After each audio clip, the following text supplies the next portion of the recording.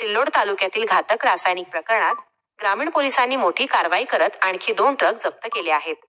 या कारवाईमुळे या प्रकरणातील आरोपींची संख्या 7 वर पोहोचली असून पोलीस तपास अधिक तीव्र करण्यात आला आहे. पाहूया सविस्तर वृत्त. सिल्लोड तालुक्यात घातक रासायनिक पदार्थांची अवैधरित्या वाहतूक केल्याप्रकरणी ग्रामीण पोलिसांनी सलग कारवाई सुरू ठेवली आहे. यापूर्वी 5 आरोपींना अटक करून त्यांची रवानगी हर्सुल कारागृहात करण्यात आली होती.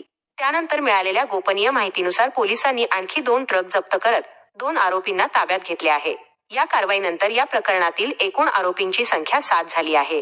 घातक रासायनिक पदार्थ वाहून नेण्यासाठी वापरण्यात आलेले ट्रक पोलिसांनी जप्त केले असून या रसायनांची ने-आण नेमकी कुठून आणि कोणासाठी केली जात होती याचा तपास सुरू आहे. या प्रकरणात सिल्लोड ग्रामीण, सिल्लोड शहर, पाचोरा आणि फर्दापूर पोलीस ठाण्यांमध्ये स्वतंत्र गुन्हे दाखल करण्यात आले आहेत. सहाय्यक पोलीस निरीक्षक रवींद्र ठाकरे यांच्या मार्गदर्शनाखाली पोलिसांचे विशेष पथक या संपूर्ण रॅकेटचा तपास करत आहे. घातक रासायनिक पदार्थांच्या अवैध वाहतुकीवर पोलिसांनी सुरू केलेल्या या धडक कारवाईमुळे संबंधितांमध्ये खळबळ उडाली असून या प्रकरणात आणखी काही आरोपी आणि वाहनांचा तपासातून उलगडा होण्याची शक्यता पोलिसांनी व्यक्त केली आहे. एसटी न्यूज प्रतिनिधी श्याम ठाकूर, छत्रपती संभाजीनगर, सिल्लोड.